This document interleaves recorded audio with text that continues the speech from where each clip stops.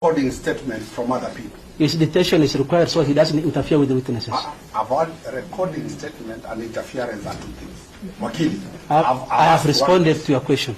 The reason as to why I'm seeking that prayer is to have him detained so that he doesn't interfere with the witnesses. Very well. Does he know the witnesses? Them being police officers? The answer is yes. Is there anything you have shown of any attempt to interfere with witnesses?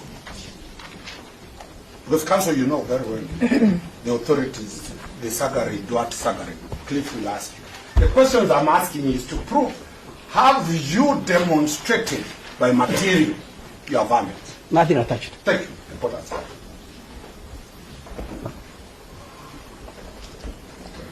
Paragraph 24.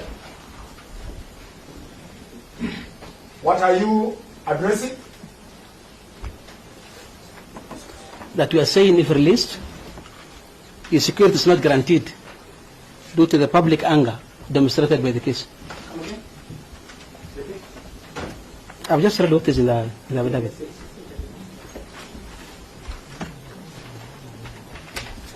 Yes. I'm saying that the crucial murder of the deceased has elicited widespread public anger.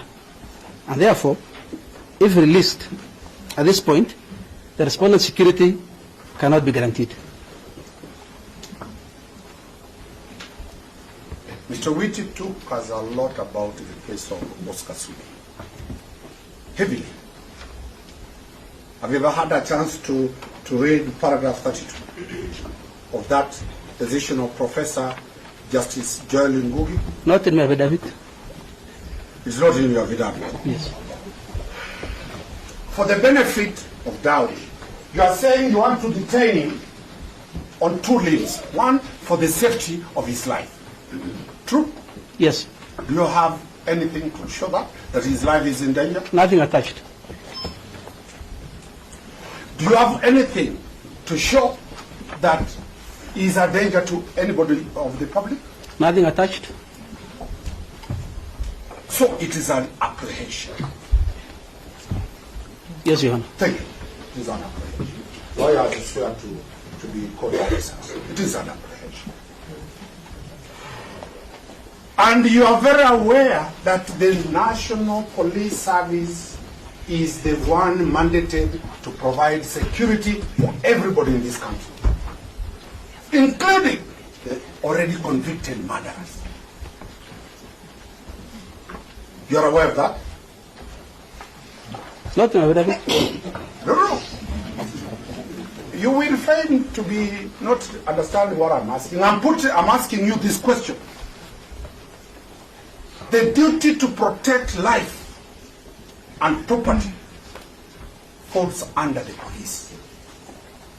If you say so. And this country is not a banana country where the rule of law has broken. So it is not right to say you are preserving his life in cell. And he pays taxes. Everybody pays taxes to be protected. And that it will be dealt with in the cases that I've talked about. Now, what other reason do you need him in cell to detain him for 21 days? All I stated what do you specifically want him to do? All I have stated in my affidavit. Is there any other reason we have not dealt with? Everything I require, I have indicated in my affidavit. Confirm you have his phones. His phone. His phone, you have it. Yes. And you are seeking this court. Did you have the court order to possess that phone? I don't need a court order to possess a phone. Do you need a court order to get access to the phone? Yes, I do. Where is the provision that does not allow you to have authority to possess? It's a seizure. Where is the provision that does not allow you? Surely. Where is the provision? For a provision which does not allow you. This is a negative provision, does not exist in our law. He should tell us the positive provision, and council can put it he can continue putting into in that this provision does not allow you, not the negative provision. Maybe rephrase your question. I'm rephrasing. You know, which has a problem is preparing for the judge. It's not akin to this matter. You need him 21 days for the sole purpose of granting access. Is it him who grants access or the court? No, Your Honor. Who grants? I need the 21 days to complete my investigations. I've asked a question specific. Do you need my client in cells for the purpose of analyzing the phone? I need your client in custody for 21 days to complete my investigations. I've asked a simple question. Is there any role he's required to do in forensic analysis of our phone? I'm not an expert in forensic analysis, so I cannot say. So, your arguments are not based on any scientific, because you never consulted a forensic expert? It is you swearing 21 days. Yes. And I've asked you, should the court why 21 days? Why do you need him specifically? Your Honor, the issue is not about only phone extraction. It's not only about phone analysis. What else? I have said to complete my entire investigations. That entails so many things. Among them, what you have stated.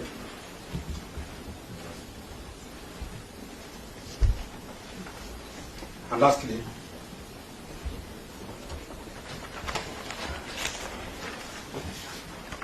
you have already attached the order in your application. Look at it. We have an order.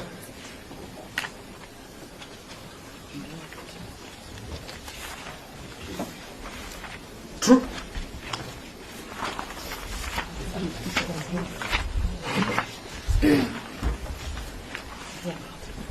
Makori, this is a competent advocate and witness. No, I'm just. I have seen an annexure here. Can I check? Yes. I've seen an annexure there.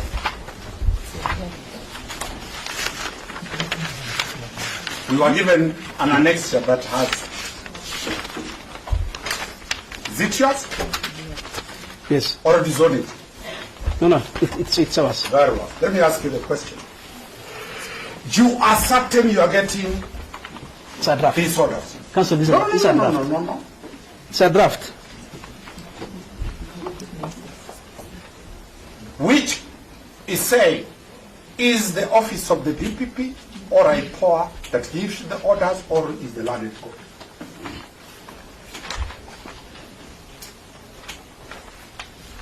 What is the import of you drafting an order? Is it a formality that in this court already you have decided, not the court itself? Who decides? I hope it ceases from being I hope the norm. we can save time by admitting that the application was drawn by the office of the DPP. What we have annexed as an order is a draft order. It is not the first time today, is it 18? It has been done since I was a law student at the University of Nairobi, where we do draft orders. The court can reject it, it's not binding on the court. So that we save time for counsel and his client. We Which have only for good practice. We admit. Avoid doing the judicial work. Leave the courts to do their works. So maybe Mr. Witty, let's not delve so much on that here. Yes. I think what Mr. Witty is saying is just practice that they have adopted from the DPP's end.